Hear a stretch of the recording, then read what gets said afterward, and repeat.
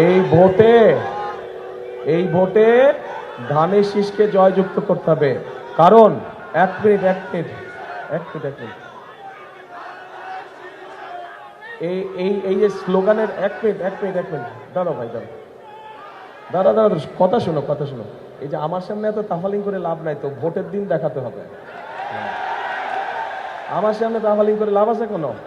ভোটের দিন জয়যুক্ত হয়ে এসে দেখাতে হবে, তখন বুঝবো এই শক্তিটাকে ভোটের দিন দেখাতে হবে।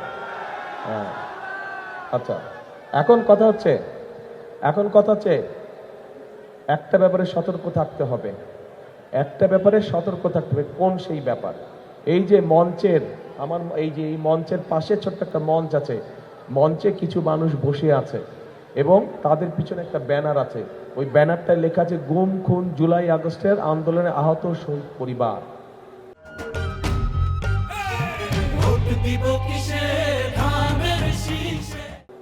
কথাটার অর্থ বুঝেছেন আপনারা?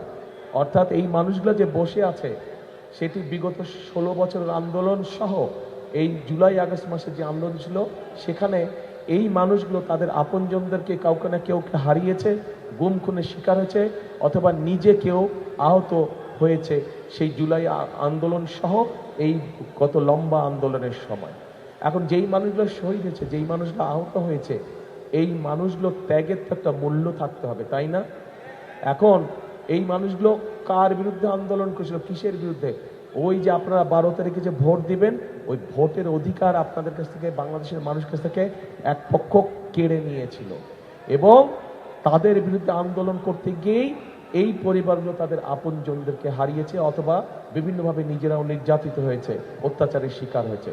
এখন প্রিয় ভাই বোনেরা, ওই ষড়যন্ত্র কিন্তু এখন শেষ নেই। একটা তো পালিয়ে গিয়েছে দেশ থেকে, একটা তো পালিয়ে গেছে, কিন্তু আরেকটা পক্ষ আছে যারা, এই দুই পক্ষ আবার আগে থেকে একসাথেই ছিল। এই দুই পক্ষ কিন্তু বিভিন্ন সময় একসাথেই ছিল, তলে তলে একসাথেই ছিল। গত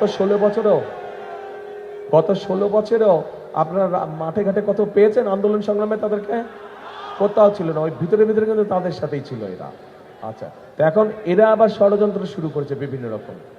এখন আপনাদেরকে চোখ কান খোলা রাখতে হবে, আপনাদেরকে চোখ কান খোলা রাখতে হবে যাতে ষড়যন্ত্র করে আপনাদের ভোট এদিক ওদিক না করে। ব্যালট বাক্স পাহারা দিতে হবে। 2008 সালে কি হয়েছিল মনে আছে? 2008 সালে কিন্তু ওই যে ম্যাজিক দেখা না, ম্যাজিক এই আছে এই নাই, ওই খালি বক্স দেখায় ভরা বক্স দেখা দিচ্ছে। তারপরে মনে আছে 2008 সালের ঘটনা? কাজে এই ব্যাপারে সতর্ক থাকতে হবে আপনাদেরকে, ঠিক আছে?